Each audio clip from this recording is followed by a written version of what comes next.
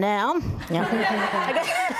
now this week we've been travelling by remote control, courtesy of the Circle's roving reporter Sean Lynch, who's been traipsing around the islands of Fiji, lucky for some. This morning he's taught himself away from the massages, seafood and white sandy beaches to dig beneath the surface and learn a little bit more about the locals. Let's take a look.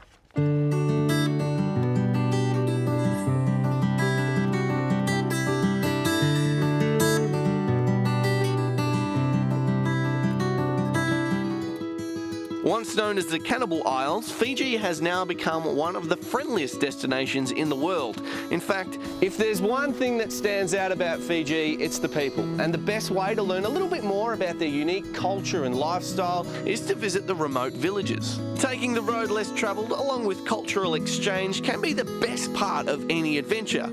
So our Expedia insider has taken us to some of the more remote and seldom visited islands found in Fiji's north.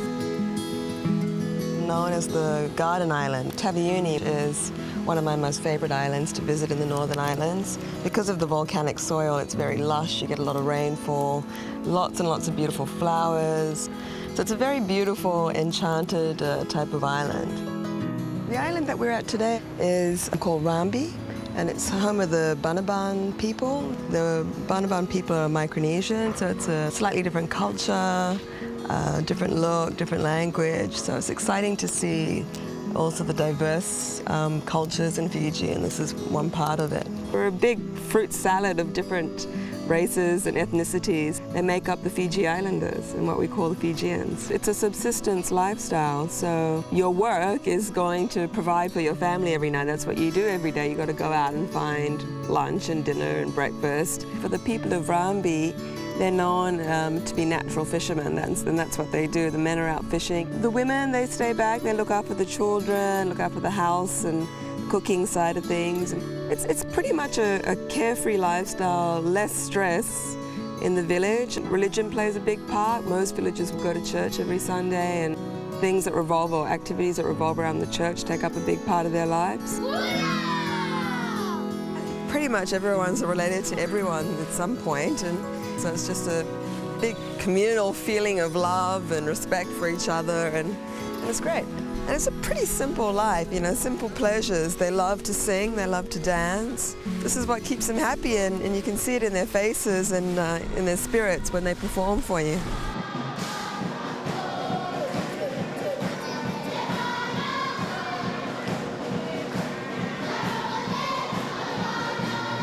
Education system is still pretty colonial, so you speak English at school. It's normally encouraged to speak English. For Rambi though, it's very important that they retain their culture, so you'll find that in Rambi and Kure they have classrooms that are just for their culture, and so they'll go in there and practice their dancing and their singing, the making of their costumes, just so that's preserved and they don't lose that.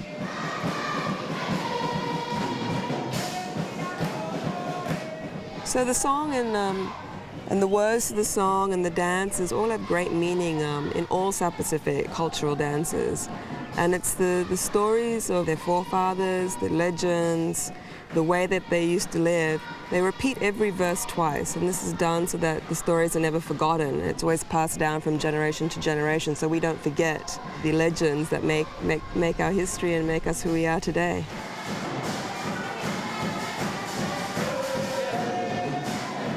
When you come to the villages and you spend time in the villages and you just see the genuine love to meet foreigners and share their lives, and you see the way they live, there's just so much happiness. In the Western world, it's such a hard thing because there's always something that you need and something that's better, and you're always trying to achieve this and this and this. Whether here it's, you know, the problems of every day. What are we going to eat today? You know, if there's a funeral, how are we going to bury this person? And it's a much simpler life, and so that's what keeps them happy.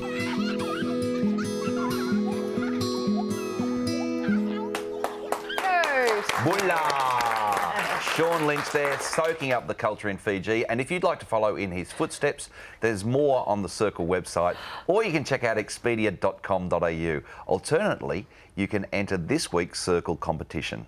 Thanks to Expedia.com.au and The Circle, one lucky viewer has the chance to win a tropical island holiday in Fiji. Including 2 return airfares to the hidden paradise of Sabu Sabu, you and a friend will stay for 6 nights in an elegant garden view beret at the multi-award-winning boutique 5-star Jean-Michel Cousteau Resort. For your chance to win this fabulous prize, simply call 1902 555 656 with your full name, address and daytime telephone number.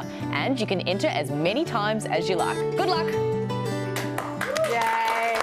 Don't be shy about entering, you deserve it. We've got plenty more to come on The Circle this Thursday morning between now and 11:30, including the woman of the moment, Lindy Chamberlain. She's in the headlines right now, having just seen justice prevail over the death of her baby daughter Azaria 32 years ago. We'll be speaking live to Lindy Chamberlain Crichton here on the show. And later, James Young will be here with his weekly music review, including a look at the new album from the Scissor Sisters. Wow. That and lots more to come, as well as some really unusual real estate advice on how to buy a place that you can't actually live in. We'll see you after this short break. You're watching The Circle.